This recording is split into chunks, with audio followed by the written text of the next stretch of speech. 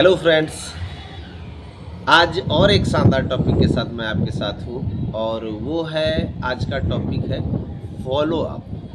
जो बेस कहा जाता है, बैकबोन कहा जाता है हमारे एमएलएम बिजनेस में कि आप फॉलो अप अगर सही से करते हैं ना तो आपका टीम बिल्ड बढ़िया से होगा और टीम का ग्रोथ भी बढ़िया होगा।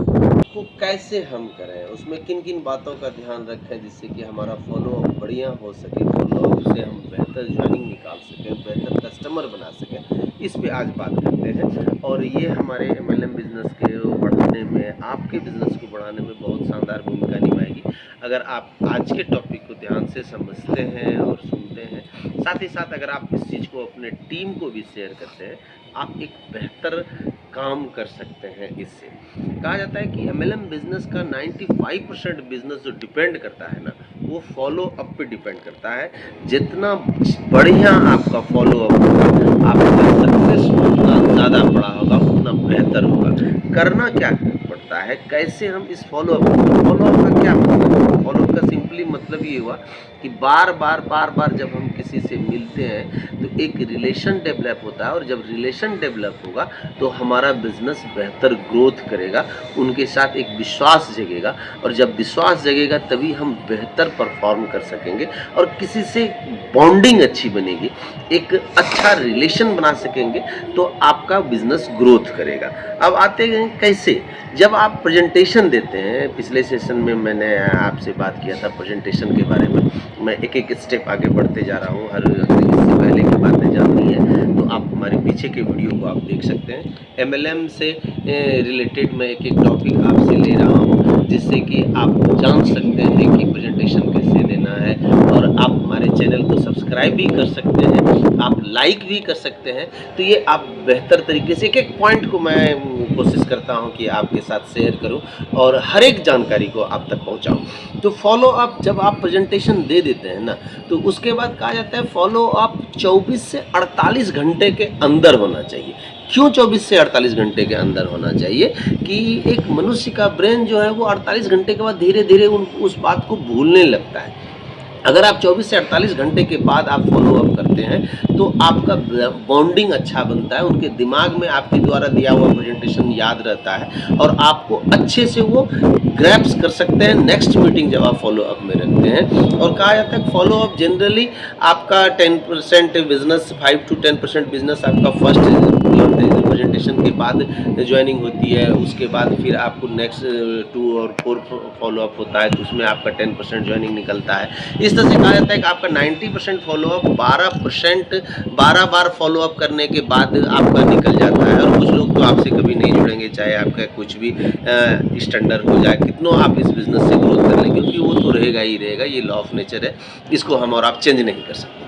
तो 24 से 48 घंटे के अंदर हमको फॉलो अप करना है। लेकिन रिलेशन कभी भी ऐसा नहीं कि हम 10 बार 12 बार अगर किसी से फॉलो अप कर लिए तो हम उनसे रिलेशन खराब करें। रिलेशन खराब करने का है ही नहीं, क्योंकि हमारा व्यवसाय ही रिलेशन पे है। जितना अच्छा रिलेशन हमारा रहेगा उतना अच्छा हमारा व्यवसाय बढ़ता चला जाएगा, लाइफ लॉन्ग चलेगा। हो सकता है वो आदमी आज हमसे ना जुड़ा हो सकता है वो 2 महीने बाद जुड़े, 4 महीने बाद जुड़े, साल भर बाद जुड़े, 2 साल बाद जुड़े, कभी, लेकिन वो ज़रूर आपसे जुड़ेंगे अगर आपका जो पिछली बातें हैं कि प्रेजेंटेशन अच्छा है, प्लान अच्छा है, आपकी कंपनी अच्छी है, प्रोडक्ट्स अच्छे हैं, तो वो आपसे जुड़ेंगे ही जुड़ेंगे।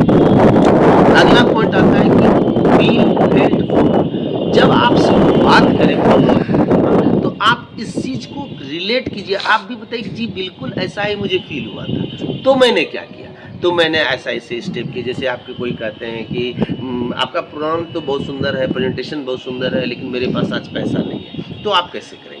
तो जब आपको ऐसी बातें हो तो आप भी यही बताइए कि मेरे वक्त में भी यही दिक्कत थी, हमारे साथ भी ऐसी थी। इससे होगा क्या, फील कीजिएगा तो आपको वो लगेगा कि हाँ वास्तव में ये आदमी हमसे रिलेट कर रहा है। फिर उसका हाँ मैंने में क्या किया, इसका ऑप्शन में क्या किया और तब इससे परिणाम हमको क्या मिला, मैंने ये चीज़ किया, हमको परिणाम ऐसा मिला, हमारी रनिंग आज बढ़ गई, हमारी टीम साइज बड़ी हो गई, हमसे लोग जुड़ने लगे, हम सीखने लगे, हम अपने आप को अपडेट किए।